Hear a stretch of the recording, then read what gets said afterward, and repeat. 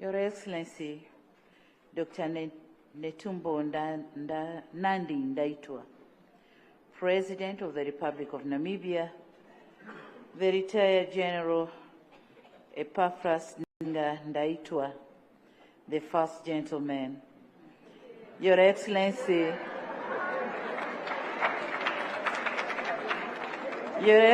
Dr. Nangolo Mbumba, Excellency, former President of the Republic of Namibia, allow me to call you that.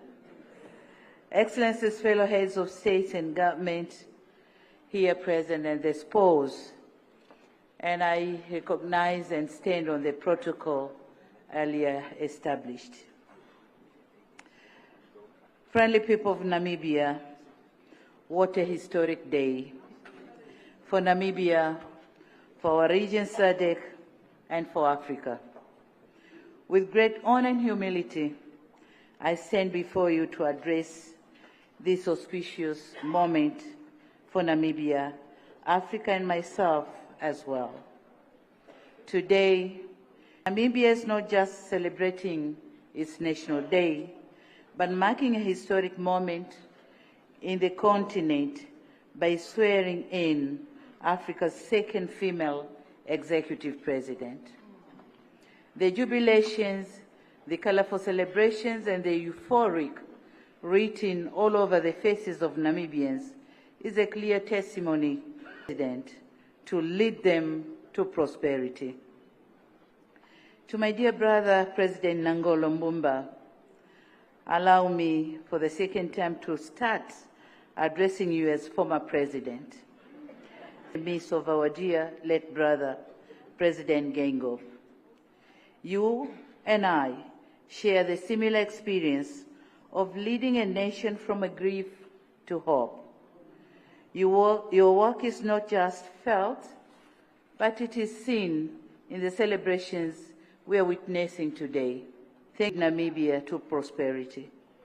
I wish you peaceful retirement, and Tanzania will be ready to host you.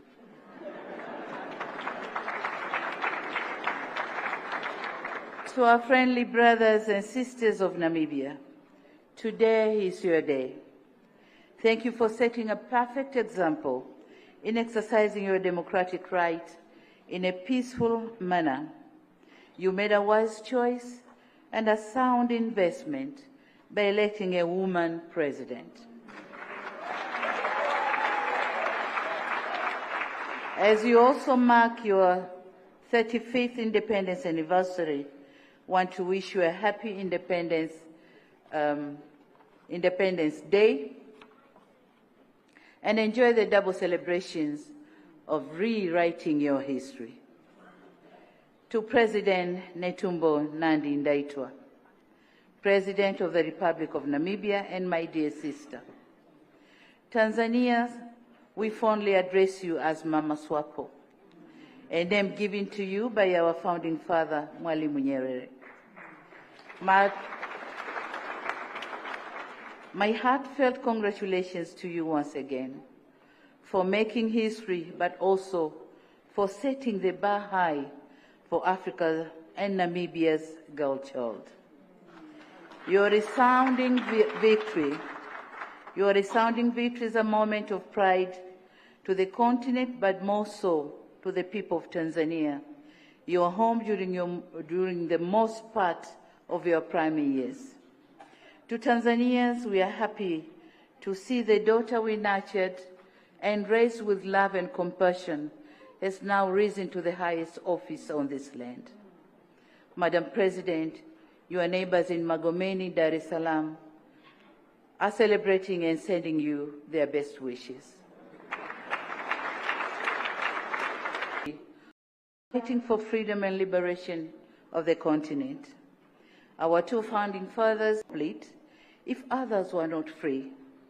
Free from colonization, free from oppression, and free from apartheid. Today, our fathers, the late Mwalimu Julius Nyerere and the late Sam Nujoma, may their souls, including the link to your attention that the late Sam Nujoma was once a Tanzanian by passport named Sam Mwakanga, President Hekipefunye, were homes with their families in it.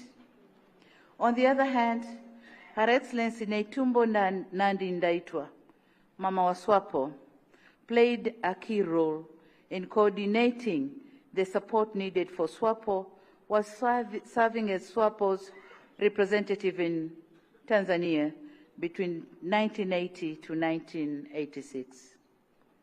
Why am I bringing all this today?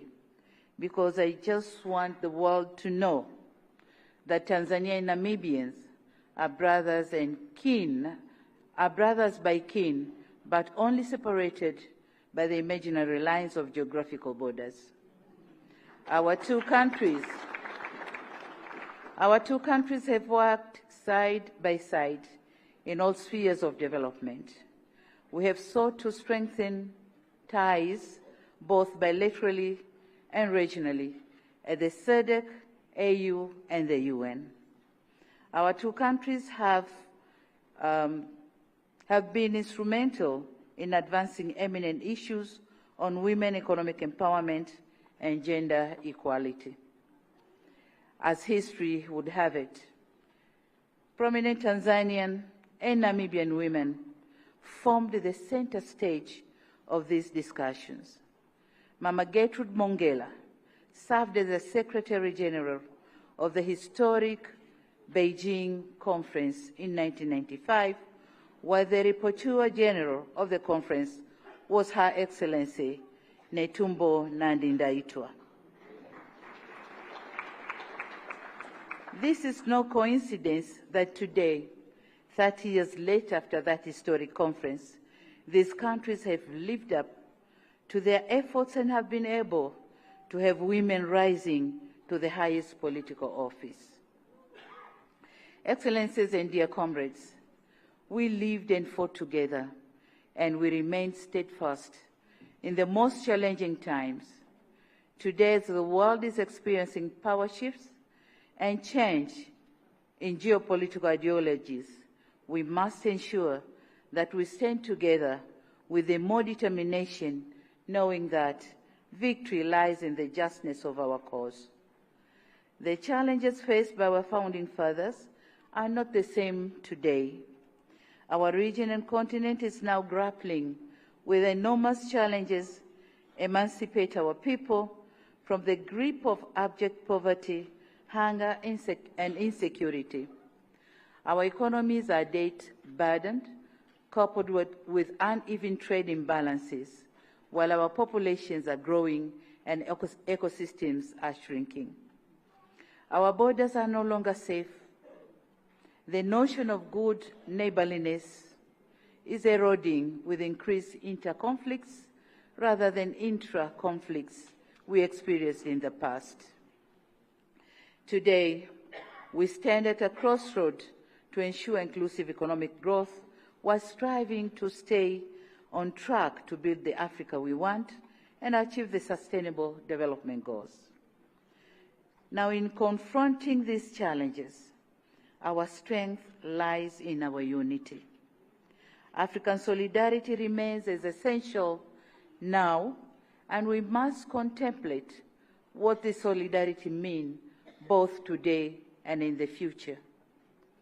From my perspective, it entails fostering stronger relations and enhancing engagements between our governments. As Africa, we must stand tall to be each other's gatekeepers rather than being each other's foes. To all of us here present, this day must serve as a reminder to the struggle sustained in the fight for freedom, justice, and equality. It is on occasion like this that we are reminded of our forefathers' sacrifices in the name of freedom, justice, and the right to self-determination. Beyond our regions, together we must insist on global action on shared issues. It is imperative that Africa's voices are amplified and critical global conservations. We must call for reforms in global governance to ensure it is more inclusive, efficient, and accountable. In conclusion, on behalf of my fellow heads of states and government, I take the liberty to once again thank you, the government and the people of Namibia, for the invitation extended to us and the cordial hospitality offered to our delegations. My dear sister, President Ndaitwa, Africa and the world knows you from your days of Mama Swapo to the present. We have seen your unwavering dedication to the betterment of all Namibians and your relentless pursuit of peace, stability, and prosperity of this great nation. As you take this new responsibility, we wish to reiterate to you, Madam President, and the government of the Republic of Namibia, that our governments are committed to strengthening the all-weather friendship and cooperation that happily exists among our countries.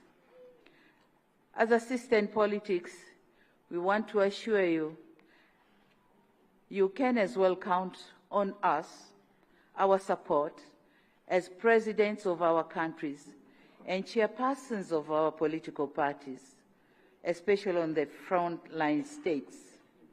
Our doors are open to consult, discuss, and even share experiences.